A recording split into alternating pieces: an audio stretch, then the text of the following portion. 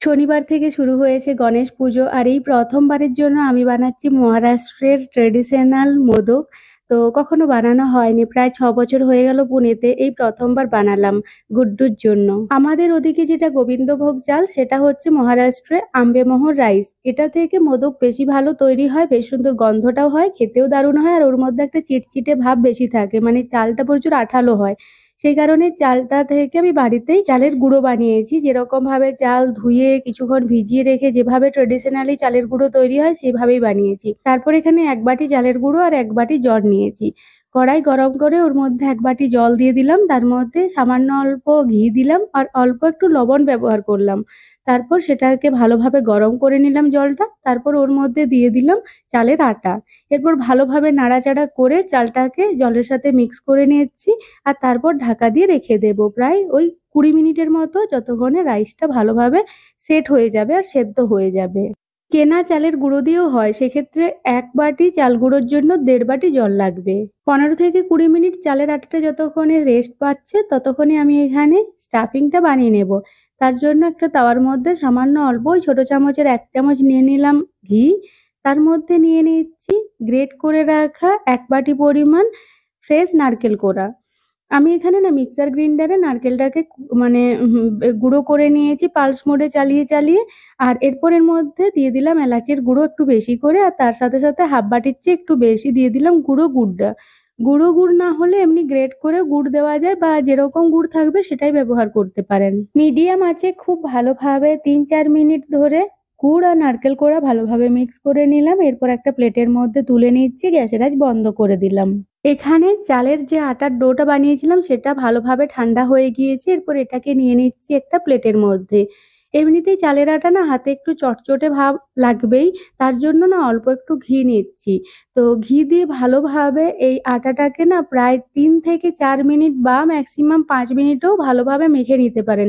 যত ভালোভাবে আমরা মেখে নেব তত সুন্দর সুন্দর মোদকগুলো তৈরি হবে। খুব ভালোভাবে আমি এরপর এটাকে মেখে নিচ্ছি। 4-5 মিনিটের মধ্যে দেখতে পাবো খুব সুন্দর এটার একটা স্মুথ ডো তৈরি হয়ে গিয়েছে। একটু হাতে সময় নিয়ে মাখলেই হবে। আসলে আমি প্রথমবার আজ বানাচ্ছি, তো তাই ভাবছিলাম কেমন হবে না হবে, সেই কারণে অল্প পরিমাণেই বানাচ্ছি। তো খুব ভালোভাবে হাতে মেখে নিলাম, দেখুন কি সুন্দর স্মুথ একটা ডো বানিয়ে নিয়েছি। কিছুদিন আগে বাজার থেকেই মোদক মেকার গুলো কিনে এনেছিলাম। এই যে হলুদ কালারের ছোটটা, এটা ওই 10 টাকা পড়েছিল, আর এই বড়টার দাম ওই 50 টাকা পড়েছিল। দুটোই কিনেছিলাম কারণ আমি ভেবে রেখেছিলাম যে এতদিন রয়েছি মোদক বানাইনি, এবছর থেকে একটু আধটু মোদক বানাবো। তো সেই কারণেই বানানো চলছে আর কি। তো ছোটটাতে দেখুন ছোট মোদক তৈরি হলো। দেখতে কিন্তু এই বড় সাইজটাতেই বেশি ভালো। এটা অনলাইনেও পেয়ে যাবেন, আমাজন, ফ্লিপকার্ট যেখানে খুঁজবেন পেয়ে যাবেন।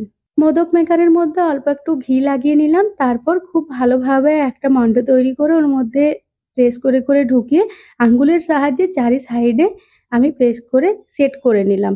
এক্সট্রা যে ডোটা সেটা বের করে নেব, আর তারপর একটু বেশি পরিমাণে স্টাফিং ভরবো, তাতে খেতে বেশি ভালো লাগে। এরপর ওপর থেকে আবারও একটু চালের ওই ডোটা নিয়ে ভালোভাবে সিল করে দেব। তারপর তৈরি হয়ে গেল মোদক। খুব সহজ পদ্ধতি। এদের এদিকে না হাতের সাহায্যে মোদক তৈরির প্রচলন রয়েছে, যে যত তাড়াতাড়ি আর যত সুন্দরভাবে হাতের সাহায্যে মোদক বানাতে পারবে তাকেই বেশি এক্সপার্ট বলা হয়।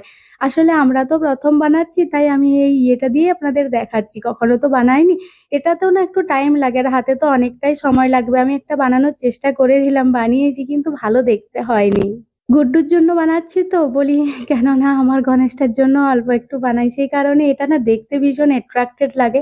আর দেখুন আমি বড় চামচের প্রায় 1.5 চামচের মতো স্টাফিং ভরছি, ভীষণ সুন্দর স্টাফিং ভরা যাচ্ছে।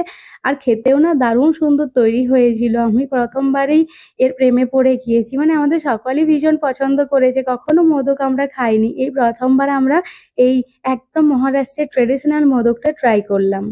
সব মোদকগুলো তো তৈরি করে নিয়েছি, এরপর এগুলোকে না স্টিম করতে হবে। তো নর্মালি এখানে ট্রেডিশনালি কলা পাতাতে স্টিম করে, আর আমার কাছে না আজকে কলা পাতা ছিল না, হলুদ পাতা ছিল, কিন্তু হলুদ পাতাতে একটু গন্ধ আসে, প্রথম দিন ভাবলাম না করার দরকার নেই।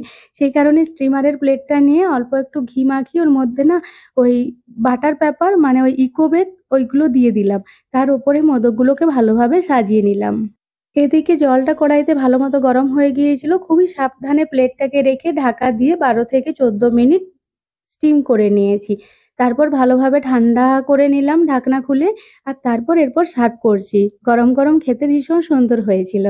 অনেক সময় প্লেটে না এই মোদকগুলো আটকে যায়, সেই কারণেই কলাপাতা বা ইকো ব্যাগ দিলে সেটা খুব সহজে উঠে আসলো, দেখতেই পেলেন। এরপর এটাকে না ডেকোরেট করে দেবো। নর্মালি ওপর থেকে দেশি ঘি ছড়িয়ে দেওয়া হয় অথবা কেশর দুধ ছড়িয়ে দেওয়া হয় ওপর থেকে। দেখুন আমি কেশর দুধ দিয়ে গার্নিশ করে দিলাম। তো খুব সুন্দর দেখতে হয়ে গিয়েছে। প্রথমবারে এত সুন্দর বানাতে পারবো ভাবিনি, তবে সত্যি কথা বলতে ভীষণই সহজ বানানো, যে কারণে একদম পারফেক্ট তৈরি হয়েছে। দেখুন পুরো ভেতর থেকে পুরে ভর্তি। এদিকে গুড্ডু করছে খেলা, ওদেরকে সার্ভ করছি। আর সুযোগ হলে না ঠাকুরকেও দিতাম, কিন্তু গণপতি বাপ্পাকে এবার আমি দিতে পারলাম না। নেক্সট বার হয়তো সুযোগ হলে অবশ্যই দেব। কি গো? হ্যাঁ? টুকা দিচ্ছি মোদক। না আমি খাওয়াই দিও না।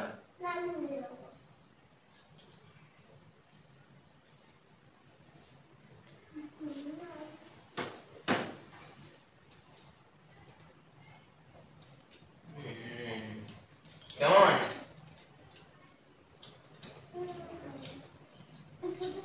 কেমন হয়েছে?